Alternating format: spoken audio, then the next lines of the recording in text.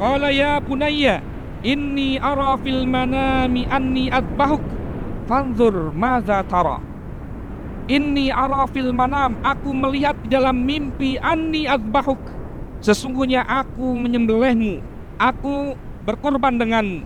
Fanzur madza tara, maka bagaimana pendapatmu? Pertanyaan Nabi Ibrahim adalah pertanyaan untuk menguji seberapa jauh keberhasilan didikan beliau, seberapa jauh kesuksesan pendidikan tauhid yang beliau tanamkan di dalam diri anak beliau Nabiullah Ismail alaihissalam. Dan lihatlah apa jawaban anak muda tersebut. Beliau mengatakan, qala ya abati. Nabi Ismail berkata, wahai ayahku, if'al ma tu'mar, lakukanlah apa yang diperintahkan kepadamu, jalankan apa yang diperintahkan kepadamu. Satajiduni insyaallah minas sabirin, niscaya engkau akan dapati aku termasuk orang-orang yang bersabar.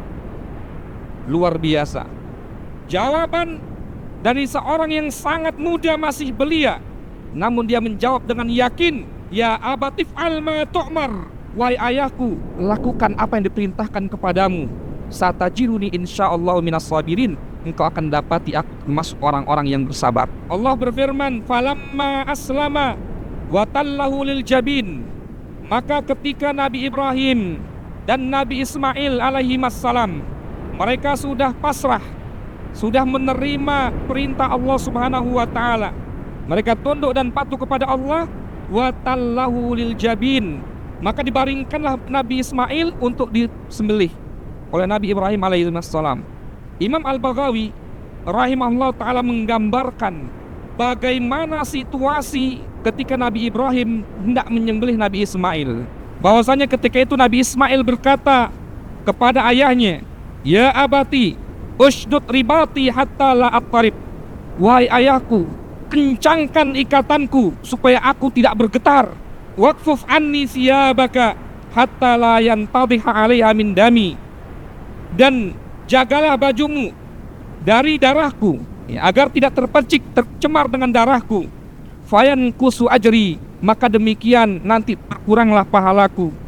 Watarahu ummi fatahzan, ya, nanti ibuku akan melihat bekas darah tersebut sehingga dia bersedih, maka jauhkan, usahakan pakaian tidak terkena darahku. Kata Nabi Ismail, dan tajamkan pisaumu. Wa asri murrasikin ala halqi, dan segerakan, percepat berlalunya pisau di leherku. Liyakuna ahwana alai, supaya menjadi lebih ringan bagiku. Fa innal mauta syadid, karena sesungguhnya kematian itu sangat pedih. Wa idza ataita ummi faqra alaihissalam, dan jika engkau datang kepada ibuku, sampaikan salamku kepadanya, sampaikan salamku kepadanya. Wa in ra'aita an tarudda qamisi ala ummi faf'al, dan jika engkau berpandangan, engkau menganggap perlu untuk mengembalikan pakaianku kepada ibuku, maka lakukanlah. Fa innahu asa an yakuna aslalaha alayya, aku berharap itu bisa lebih menghibur baginya terhadap kepergianku. Demikian pernyataan seorang anak yang sudah pasrah, sudah patuh dengan perintah Allah untuk disembelih oleh ayahnya. Bayangkan jika kita berada dalam posisi tersebut, apa yang akan kita lakukan? Ya, ini adalah momentum yang sangat besar, kejadian peristiwa yang sangat agung yang menunjukkan betapa mulianya, betapa pasrahnya Nabiullah Ismail alaihissalam dan ayahnya Nabi Ibrahim alaihissalam terhadap keputusan Allah subhanahu wa ta'ala. Maka Nabi Ibrahim pun menjawab, ni'mal aunu anta ya bunai, sungguh sebaik-baik orang yang dapat membantuku, ya, terhadap perintah Allah adalah engkau, wahai anakku. Fa fa'ala Ibrahimu ma amara bihi ibnuhu, maka Nabi Ibrahim pun menjalankan apa yang diminta oleh anaknya. Tsumma aqbala alaihi faqabbalahu, maka Nabi Ibrahim pun berjalan menuju anaknya.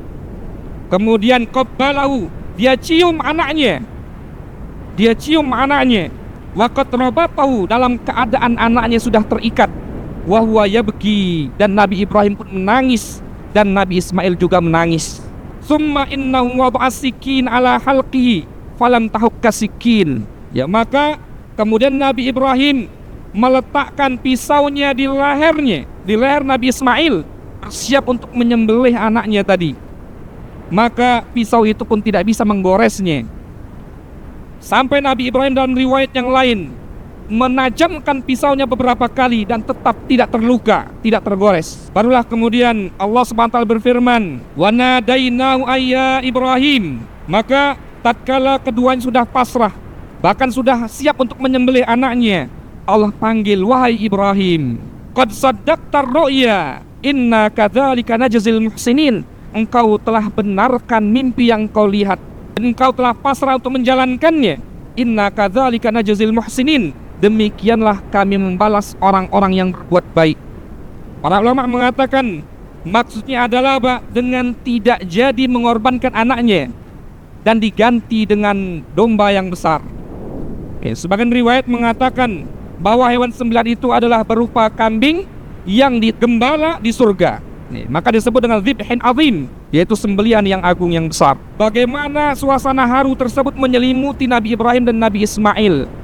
Kepasrahan mereka, ketundukan mereka membuahkan hasil yang luar biasa, yaitu Allah Subhanahu wa ta'ala gantikan anaknya tadi dengan sembelihan yang besar, sembelihan yang agung.